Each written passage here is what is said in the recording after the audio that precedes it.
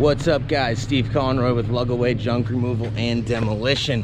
Happy Saturday. All right, to start off, we organized the shop so we can get the truck in here when it snows.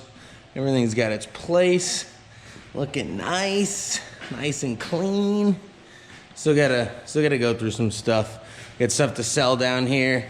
These mannequins, you guys have seen the Instagram page probably. Doing a lot of commercial cleanouts for Forever 21, and everyone's like, keep the mannequins, we got them. Heavy on the limbs.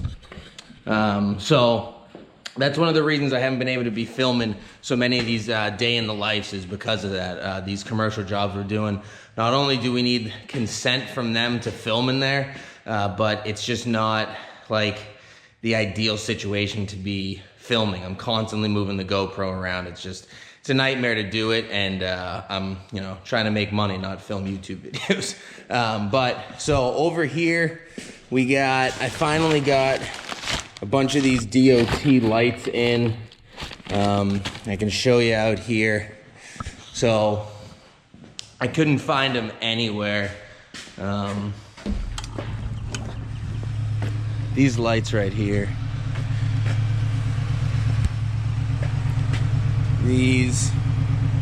So the one on the other side's busted. There's two in the back. This one's broken. That one's broken. That one doesn't light up. So I'm gonna try one out to see if these are the right ones.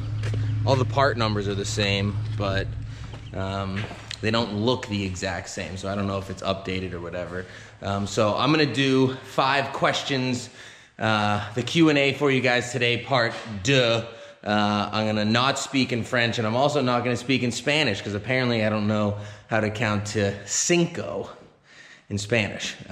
So basically walking around in circles here. Love this place, but I'm gonna get the day started and we'll talk about 5 Q&As on the road. All right, guys. We are out of there. Time to start the video.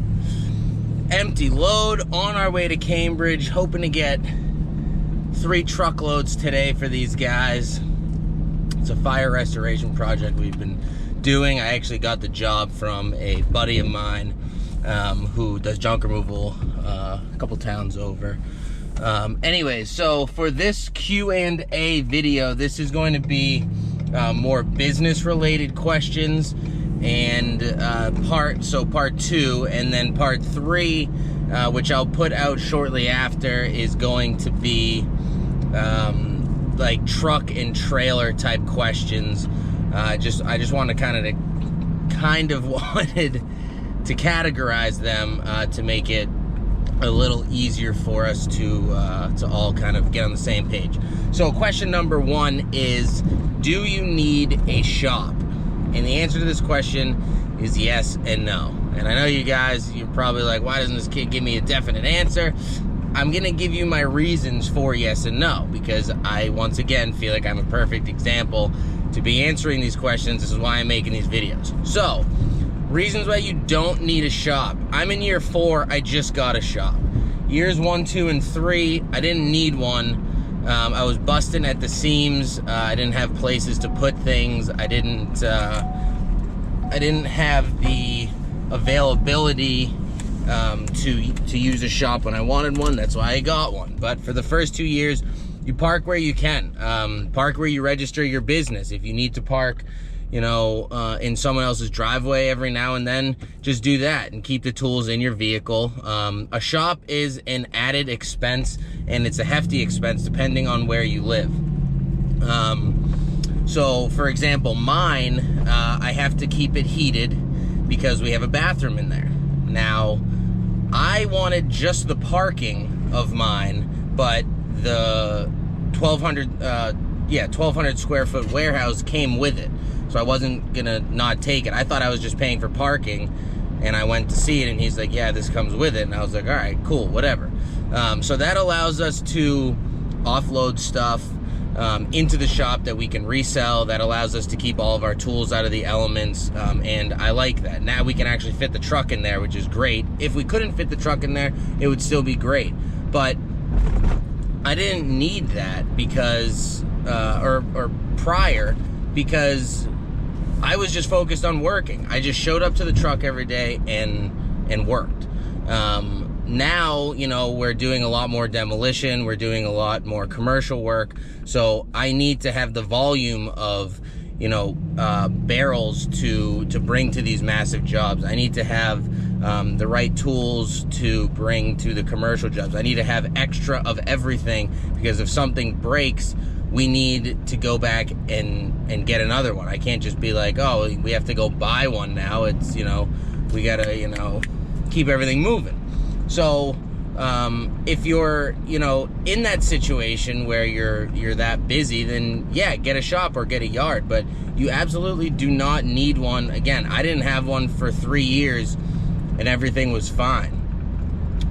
You're gonna want to make sure that you're keeping your tools and your barrels and all that stuff in a place that's, you know, they're not going to get stolen, whether that's your home or, you know, a friend's garage or whatever. But you do not need a shop when you're starting out.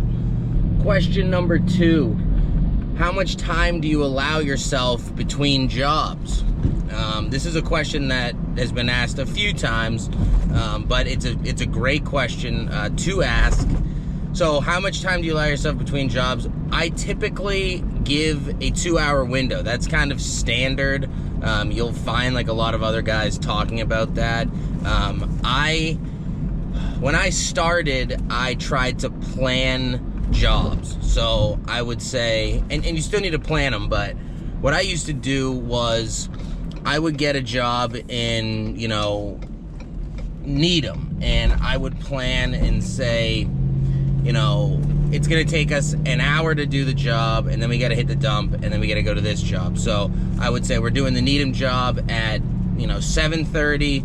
We'll be done by 8:30. We hit the dump. We'll be out of there by 9. We'll get to the next job by 9:15. The problem with that, and that works. I mean, I still do that to this day if I'm 100% sure of what we are taking, a handful of items, whatever it may be. I'm 100% sure of what we're taking, and I know, you know, that it's not going to take extra time. I'll still do that so I can squeeze jobs in, because, you know, my goal is to make the most money as possible during the day. However, when you do it that way, you will find yourself getting into this problem a lot. You're going to go to the job and you're going to say, okay, it's going to take an hour, yada, yada.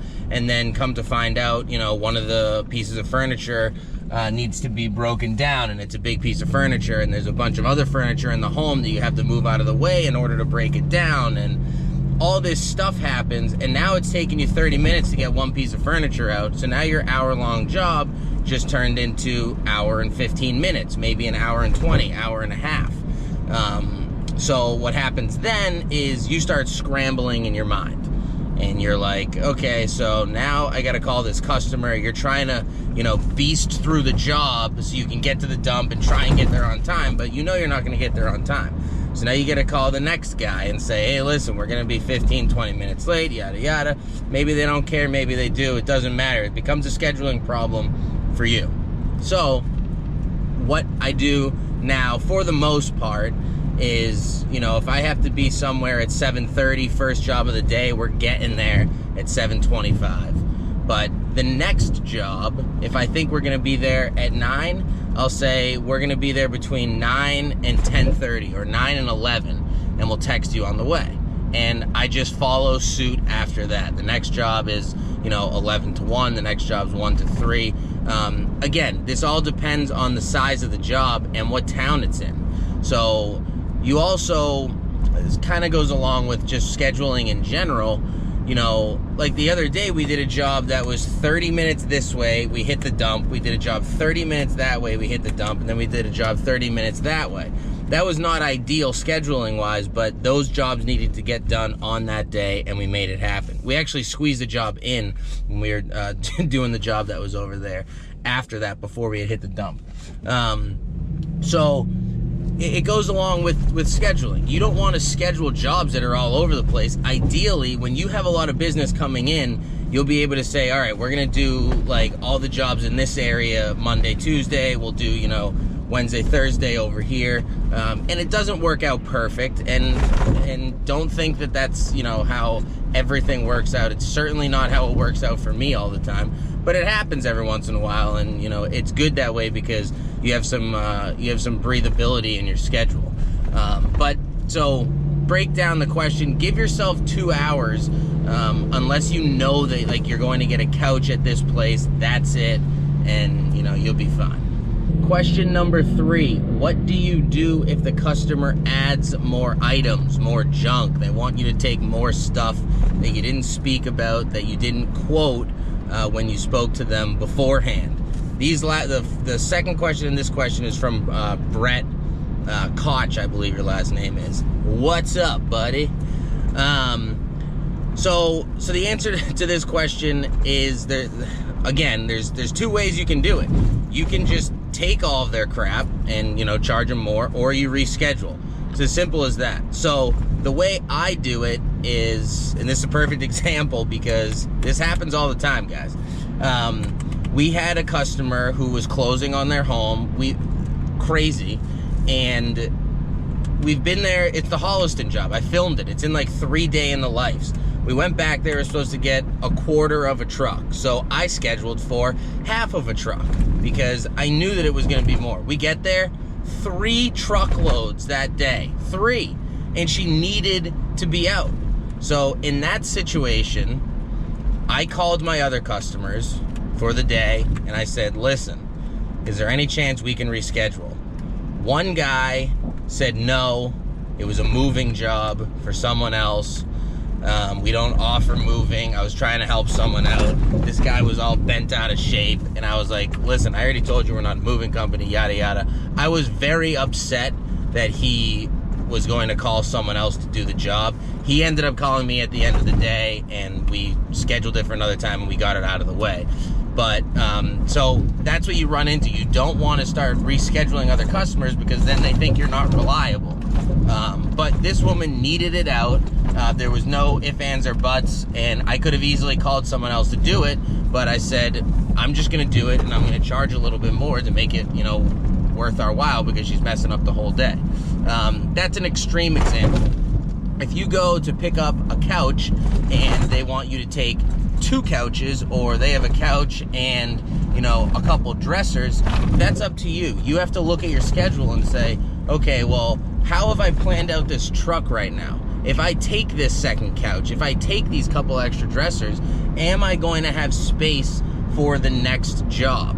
And if the answer is yes, then just take it right there, give them the number, and, you know, you're making more money that way.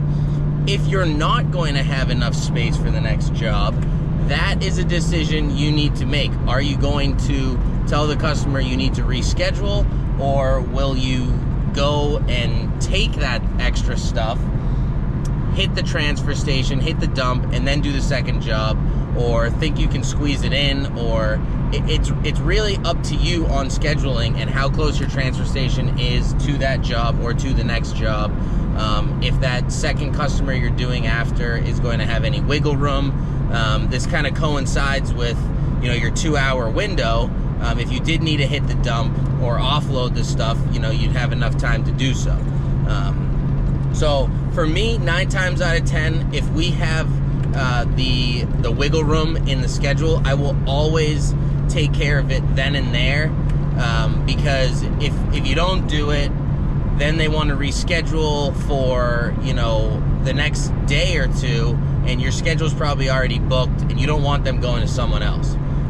This is also, you know, I have 1 truck operation. If there's 2 truck operation, you're not dealing with any of these problems. You just get it done. So things to think about. You know, it coincides with scheduling. You want to give yourself the window so that if they do add stuff, you know, you have the availability to take it, so you're making you know, more money off that customer right then and there.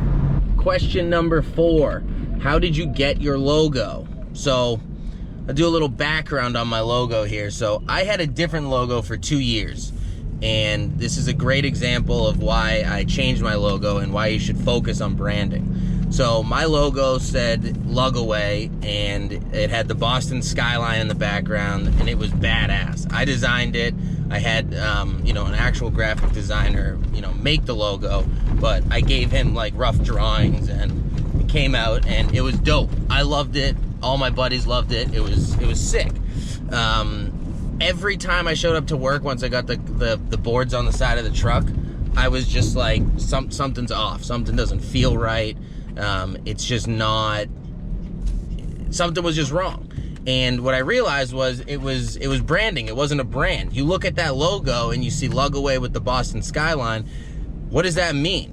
You, the consumer, have to put that 2 and 2 together and say, okay, well, underneath it says Premier Removal Service, versus now where you see my logo and you just know that it's some type of trucking and hauling company, because it has the truck in it. It looks kind of like a fast logo. Like these guys are, getting stuff done. It's not stiff. It has purpose. So my wife and I were actually at a Bruins game. She was my girlfriend at the time, and we're sitting at the bar, and I had been talking about this the last couple of days before the game. We're sitting at the bar, and I started bringing it up, and she just stopped me. She was like, I can't listen to you anymore.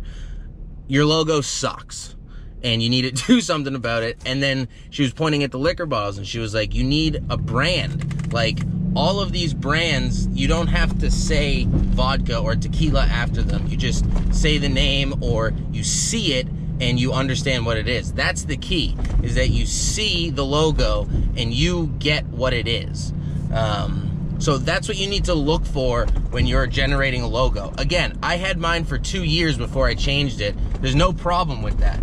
But when you change it, you want it to be something that you see and you're happy about, so that when you're branding, I was almost embarrassed to be branding and like making more gear and all of that stuff. Now, I'm like, I want to print my logo on everything and just, fly down streets and just fire shit out the windows, because I'm that confident and that happy with the way that my logo looks.